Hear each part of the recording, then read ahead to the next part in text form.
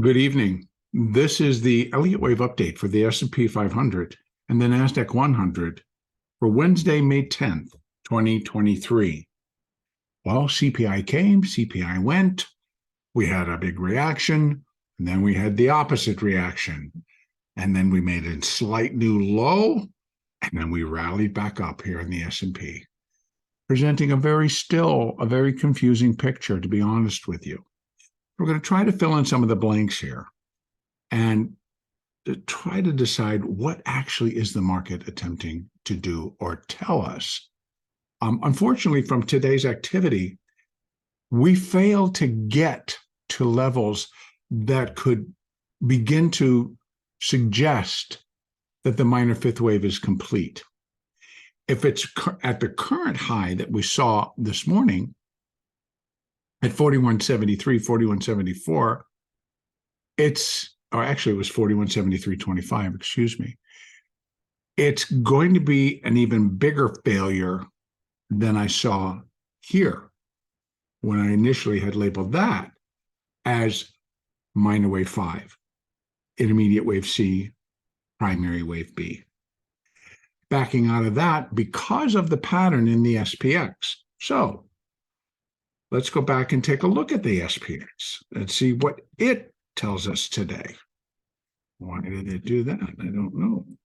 SPX. So here we are. Again, same deal. So it really begins, if I'm looking at it this way, 1, 2, 3, 4, 5.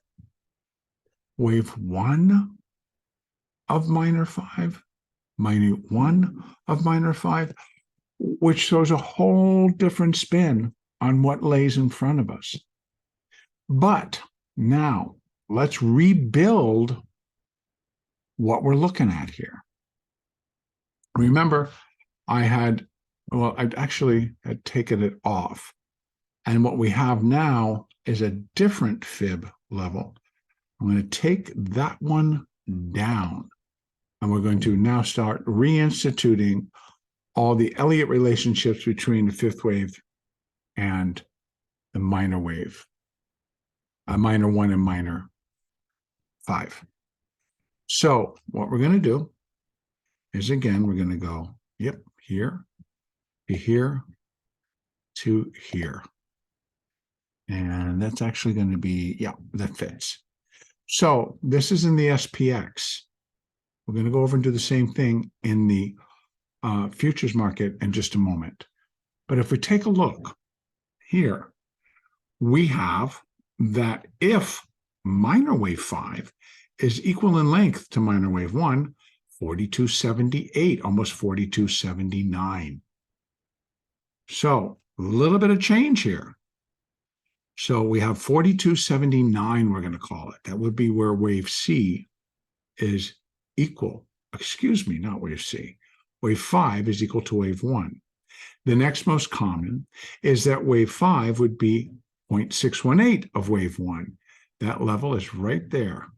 And we can open it up. Let's go. You can see 4190 or 4191. And then last, 1.618, way up there. And that's where minor wave 5 would be 1.618 times the length of minor wave 1. And that comes in at, let's say, 4420. So we have a little bit, some adjustments on our upside targets. Previously, we had labeled that minor wave 5 would be 1.618 of minor wave 1 at 4439.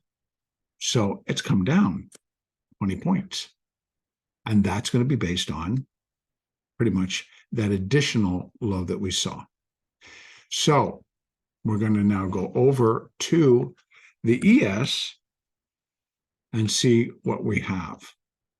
So here we have the C wave. I'm going to leave those. And then here we have the minor wave 5 in comparison to minor wave 1. So we have, for the larger C wave, 0.618, where wave C would be 0.618 of wave A, is at 42.54. And that fits the bill still, because we just need a new high above that intermediate A. So that stays in place.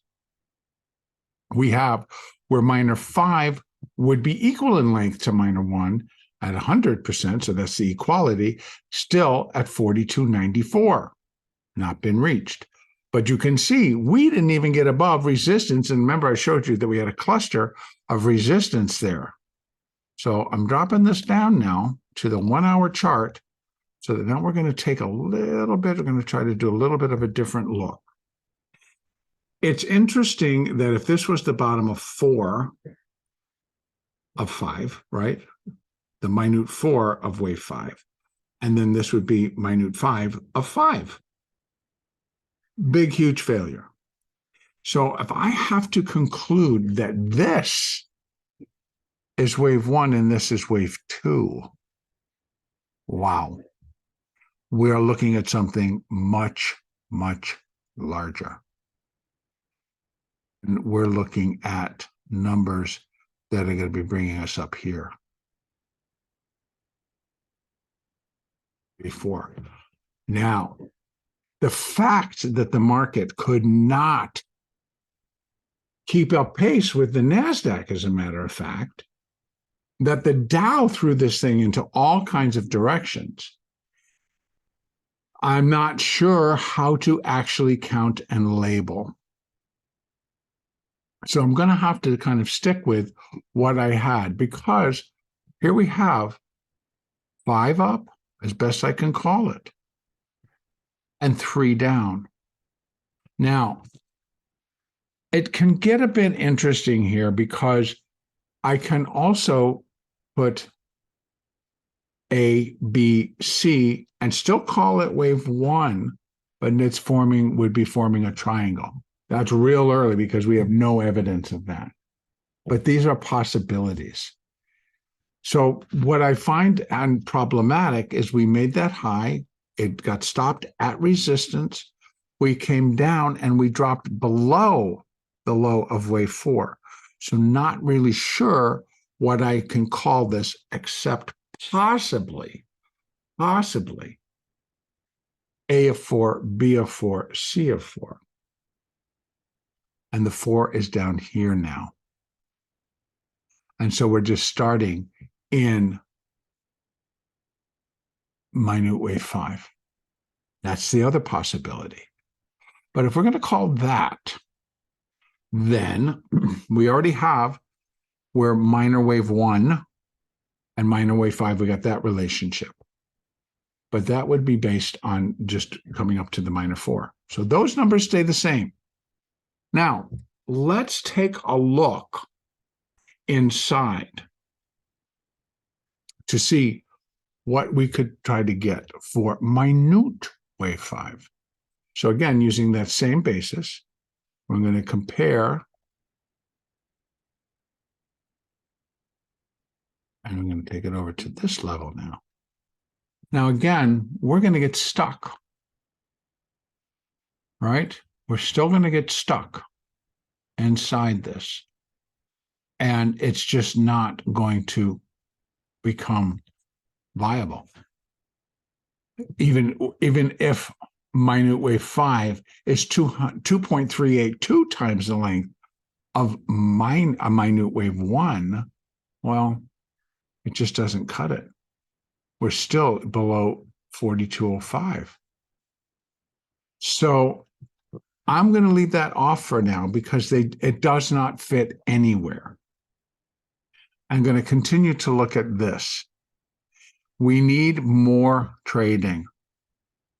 Indeed, if this is A and this is B of something, right? Because we're counting this as an ABC x ABC. If this is going to end up being an ABC or a B1, an irregular 2, something of that nature, it becomes very complicated, and because of the depth of which we came. I mean, to be honest with you, to say that it's all over from this level, the market needs to break below 40.62. So not just that small 4, which it could have extended to here, but it needs to break below this. So again, it's presenting us with a very difficult picture. So we continue to look for additional upside. So tomorrow we have PPI and whatever else. The banking sector, very weak again today. They're not really now favoring what the Fed says, favoring what the president said. So it gets to be a very confusing picture. But yet, we're looking at some very interesting things. Now, I see that Disney reported. Let's take a peek, because they weren't expected to be very nice. And look at this, they weren't. Here's another blow to the Dow. Here's another blow to the S&P. Disney failed to impress. Stock ends up down an additional 5. So it's not that, I mean, it was already trading down and then dropped the balance.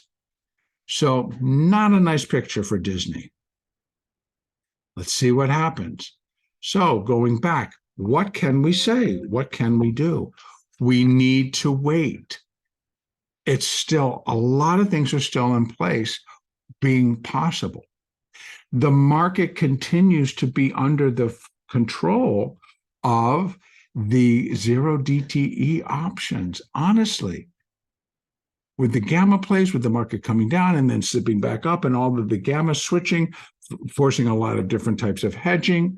Today, we also had early, so we had a VIX, the VIX future expiration, those options, or the VIX options expired. That released a lot. Then began selling volatility again. They began selling the VIX, which then gives them capital to put it somewhere else. And looked like they were buying the market in that case. So again, confused picture. We have not gotten that catalyst yet, which would be like, okay, we're not going to buy it, and here's why. And it's going to flip, and we're selling it, and here's why. So we don't have that catalyst, has not been made available yet. And what they're going to hang their hat on after CPI, basically, they ran it up on CPI and then they killed it for its own reasons. Now, they're managing to actually open this higher against Disney's earnings. So they're not bothered. Dow, maybe a little bit more. And NASDAQ starting to come off. So here we have it. It's still extremely confusing. Now, are they tomorrow going to get the PPI? They'll have their reaction. Maybe it'll be similar to what we saw today. Maybe we'll see another sell-off. Maybe we'll get to another high. I don't know. But we got a lot going on. Are they then going to hang their hat on? Well, let's see what they do with these negotiations for the debt ceiling. They're supposed to meet again on Friday. So you see, they burn up more time than actually say anything constructive.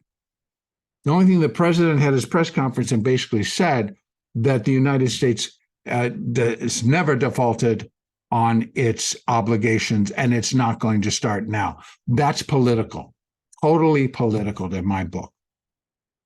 So he's got some tricks up his sleeve. He's got a couple of things he possibly could do. Okay, but they will be challenged in the courts.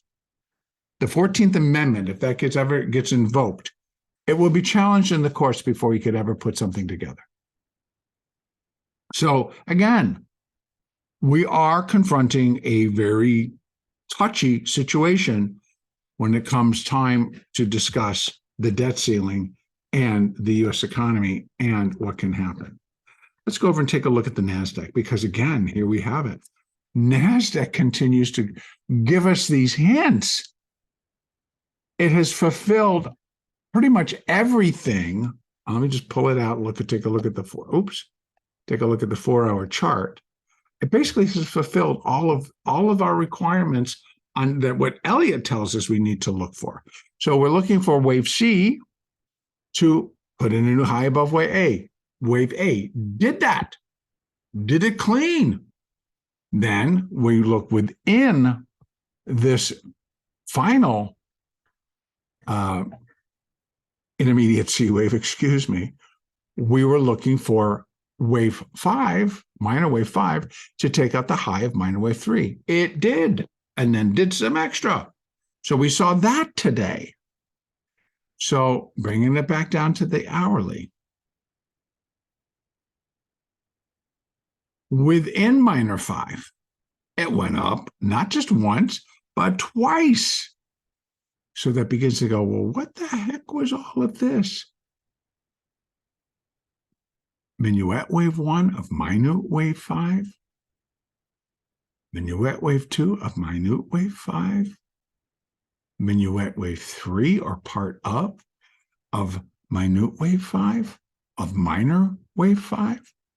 Very possible. But we still have upside potential. Even though we got above 13,400. We got nicely above 13,400. But if you look on the hourly chart, it failed. And then they brought it down. We fell early. And then they decided to buy it all back, take it up to a new high for the sequence, and then sell it off again. Interesting times, difficult to really put your finger on. What is the market doing and what's it trying to tell us? That's the big question. Or as they used to say, that's the $64,000 question. But in today's world, that's going to be the $64 trillion question. Because by the time they're raising the debt ceiling, it's going to have to be raised way above where we're at $31.4 trillion. What are we looking at, folks? 40 trillion? 50 trillion? So again, that's not our argument. Our argument is try to figure out, hey, NASDAQ, what is it you want? And actually today, what we saw was a massive move back into tech yet again. So there is word on the street, or whatever you want to call it, is that you need to have your money in tech. Somehow tech will survive the coming catastrophes, if that's what we want to call them. I don't know. On an Elliott basis, we still now need to rebuild our upside picture. So let me go back out to the 4-hour, and what we're going to be looking at, same deal.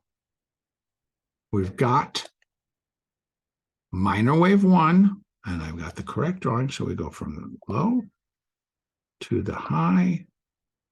We take it up here to this, this 4th wave, right there. So why is it putting it all the way over there like that? Interesting. I'm going to bring this down to the hourly chart and see if it looks any different. It doesn't.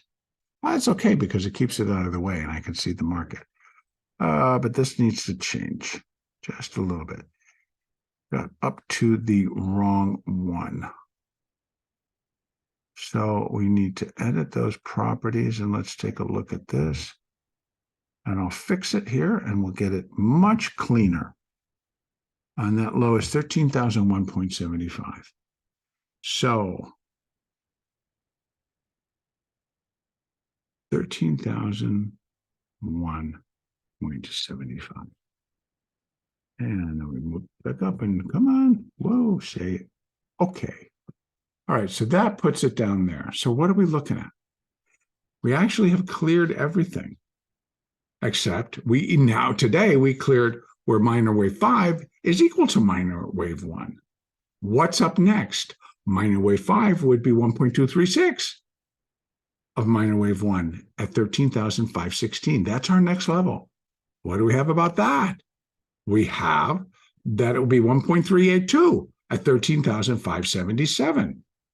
Then what do we have? Where wave C, intermediate wave C, would be 50% of intermediate wave A at 13,626. What do we have above that? Where minor wave 5 would be 1.618 of minor wave 1 at 13,675. Okay? The 618, we blasted through it. That doesn't count anymore. The 100%, we got through it. We're back below it, but we got through it not once, but twice today.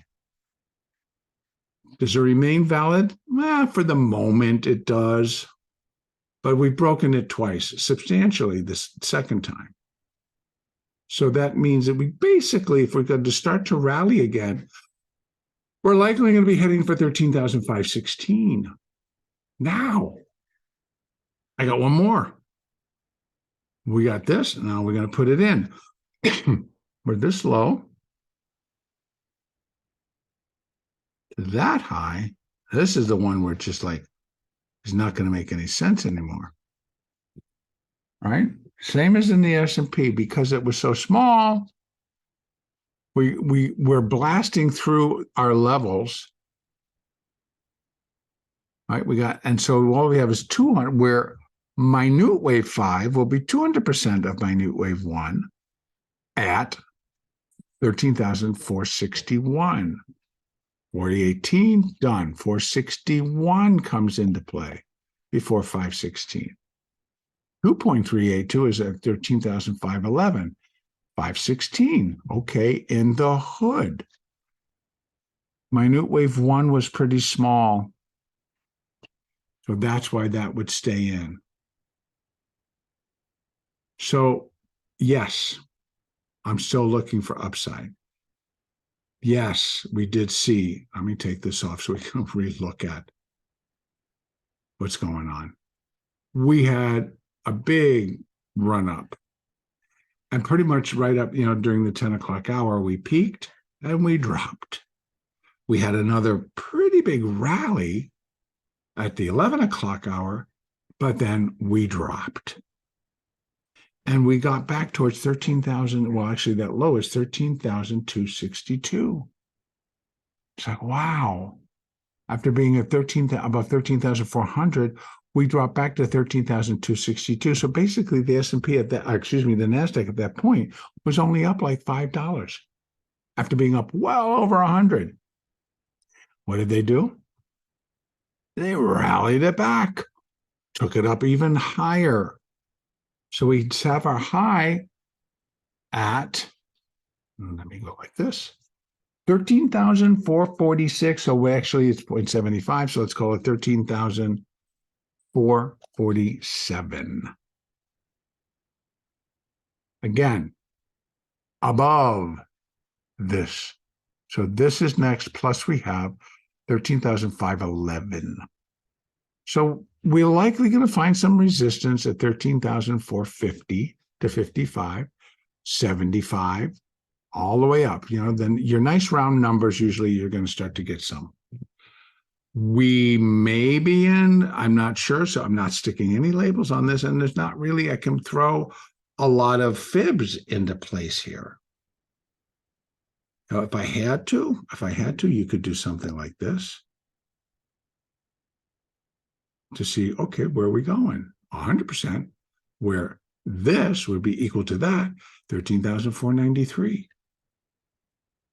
So you see, we can continue to find fib resistance, but how it fits into the Elliott picture begins to be a little problematic.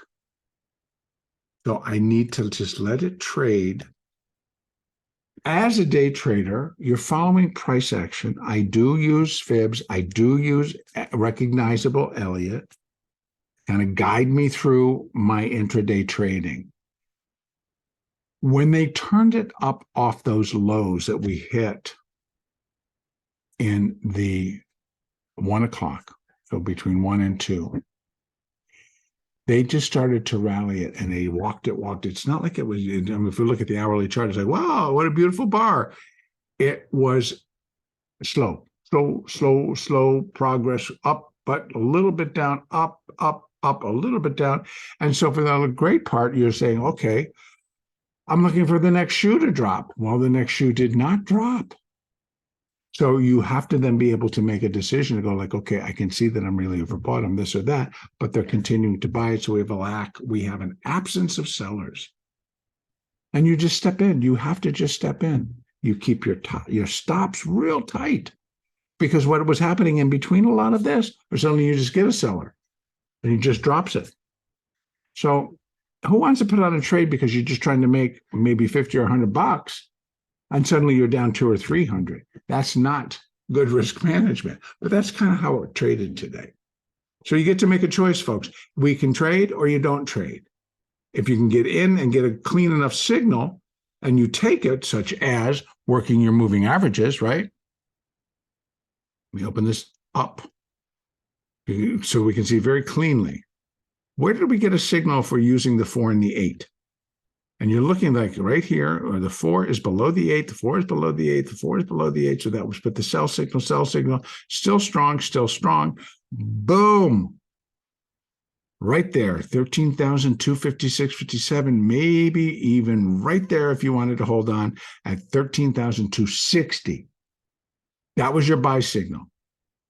As soon as the 4 and the 8 are heading higher, and the 4 is above the 8 and they both hook, you want to be in. And you can see that the 4 stayed above the 8 all the way through this. Now, would have I held on? No, I really would not have. Now you're back over here, because this was the CPI number. This was a good sell. You made money on that sell. Now we come back and we get our next buy signal, right? This is the hourly. It never changed. You never really got a sell versus a buy. But you're going to bring this down. If you're going to take it all the way down to a 5-minute chart, now you're going to be looking at it a little bit closer. Right, here we are. This is Pacific Coast time, right? So this is 145. So really about 150, right? 4 is below the 8, still seller below the 8. Okay, I'm not in yet. Right there. 5 minutes to 2 Eastern. It crosses. Even if you gave it to 13,300. You're waiting to get that tight signal. You got it. And look what happened. The 4 stays above the 8. The 4 stays above the 8. The 4 stays above the 8. The 4 stays above the 8. Market closes and you've just made a scoop. You sat through this because the 4 stayed above the 8. I mean, technically, if you're doing crossover, then you got to wait for it to cross back. It didn't. So either you're taking profit, let it come down, touches, rises, go back in. Did not even get close, you're still in. Making a nice money, you decide, okay, enough, and I'm going to get out, call it a day. See what I'm saying? You must have a little bit of your own technique. Because if you're trying to look for it to come down to give you a stronger signal, it didn't do it. So you got to remember you've got other things that you can count on and other things that you can look at. And still make good decisions about trading and use and employ good risk management. Because if you're using the moving averages for your signal, you're using the moving averages for your exit as well. Where your stop's going to be. All right, I'm going to leave it right there. Again, tomorrow morning. And let's just double check, because I don't think anything else besides the PPI is coming out. Oh, there is actually initial jobless claims. And, we got 2 Fed presidents talking in the morning. 8:45 a.m., Minneapolis Fed, Kashkari, he starts talking. 10:30 a.m., we have Fed Governor Christopher Waller. He'll start talking. It's going to be interesting right after they get to speak after PPI. And so we will see, folks. We will see. And so I'm going to end it right there. And our next update will be on Thursday, May the 11th. Everybody have a really great trading day tomorrow. Stick to the price action. Stay focused. Trade well.